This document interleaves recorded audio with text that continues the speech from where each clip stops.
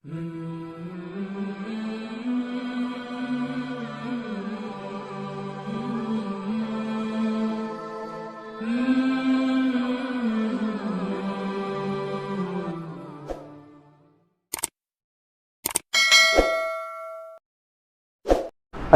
Gram وقار، قربانی کے متعلق بہت ساری باتیں ہیں۔ اب احادیث کی روشنی میں تھوڑی سی باتیں عرض کر دوں۔ صحابہ اکرام رضوان اللہ تعالی علیہم اجمعین سرکار دو عالم صلی اللہ علیہ وسلم کی بارگاہ میں آئے اور پوچھا ما هذه الاضاحی یا رسول اللہ صلی اللہ علیہ وسلم، اے اللہ کے رسول یہ کیا ہے، یہ قربانیاں کیا ہیں؟ نبی کونین صلی اللہ تعالی علیہ وسلم نے فرمایا ہر جانور کے بدلے تمہیں نیکیاں ہیں۔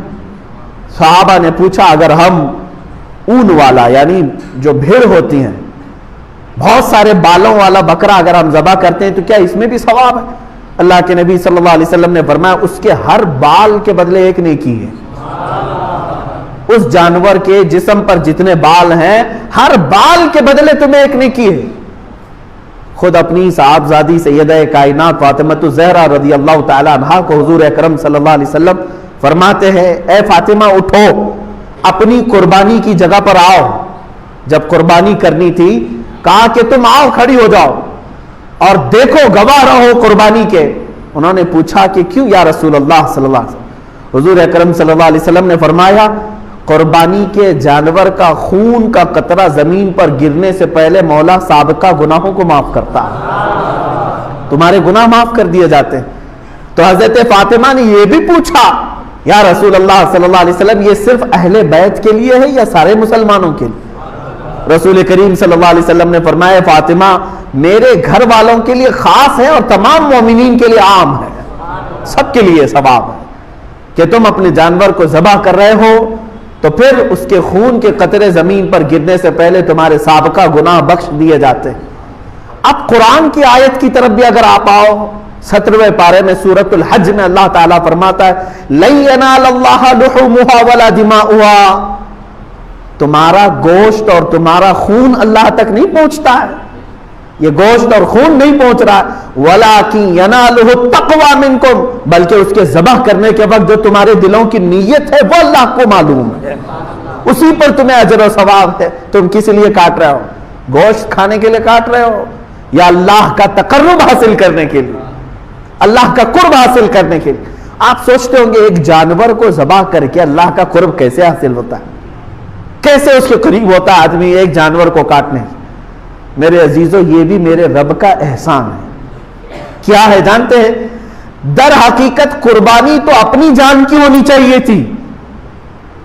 اللہ تبارک و تعالیٰ چاہتا تو تم سے یہ فرماتا جیسے حضرت ابراہیم علیہ السلام سے مانگا اس نے، اللہ تبارک و تعالیٰ نے فرمایا کہ اے ابراہیم اپنے بیٹے کو ذبح کرو۔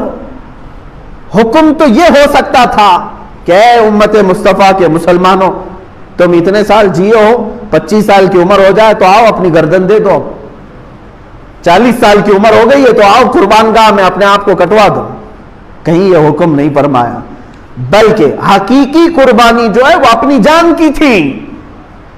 اللہ تبارک و تعالیٰ نے جیسے اپنے نبی کے لیے دمبا بھیجا جنت سے، وہ تو صرف ان کا امتحان تھا، اسماعیل علیہ السلام کو کاٹا تو نہیں گیا، ان کے بدلے میں بکرا کاٹا گیا۔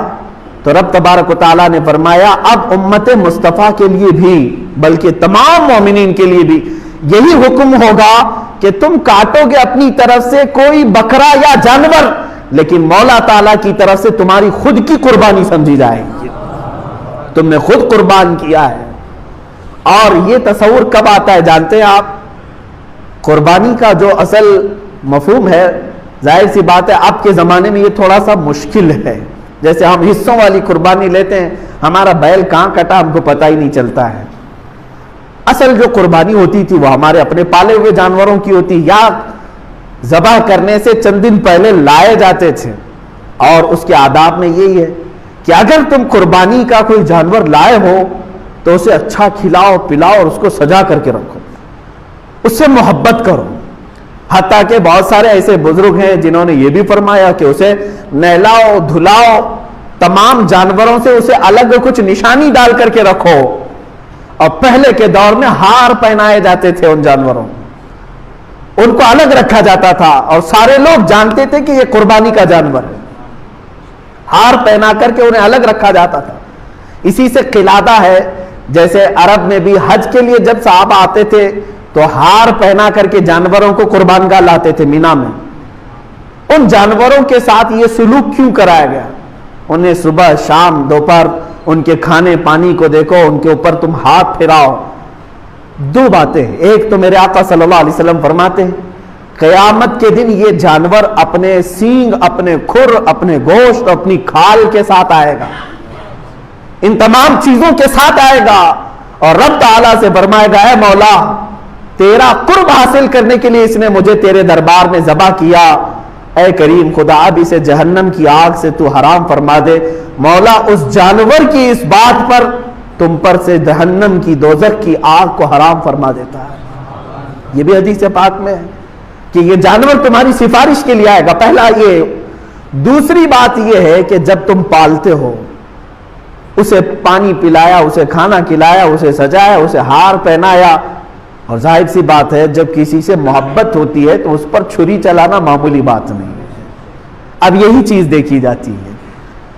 ذی الحجہ کی 10ویں کو یا 11ویں کو یا 12ویں کو اپنے ہاتھ سے کھلائے ہوئے جانور کو، اپنے ہاتھ سے پلائے ہوئے جانور کو، اپنے ہاتھ سے اسے پھول پہنائے تھے، نہلائے دھلائے تھے، جب چھری چلا رہے ہو تو در حقیقت تم اپنی خواہشات پر چھری پھرا رہے ہو. اور یہی رب تعالیٰ کی بارگاہ میں قبول ہے کہ تمہارا تقوی دیکھا جائے گا. اللہ قرآن میں فرماتا ہے لن تنالوا البر حتى تنفقوا مما تحبون. اس وقت تک تم بڑی کامیابی نہیں حاصل کر سکتے جب تک اپنی محبوب چیز کو اللہ کی بارگاہ میں قربان نہیں کرتے، اپنی پسندیدہ چیز کو جب تک قربان نہیں کرتے. اسی لیے جانوروں کے ساتھ انسیت ہونا چاہیے. آج کے حالات میں یہ سب کے اوپر پابندی نہیں کہہ رہا ہوں، لاگو نہیں کر رہا ہوں، میں تو اس کی حکمتیں بتا رہا ہوں.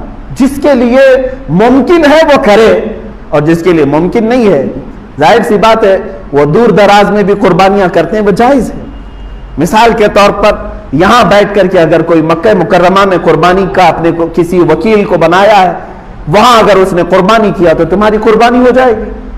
آپ امریکہ میں کریں، انگلینڈ میں کریں، پوری دنیا کی کسی بھی میدان میں کریں، ان دنوں میں اگر قربانی کیا آپ کی جانب سے تو قربانی ہو جاتی ہے.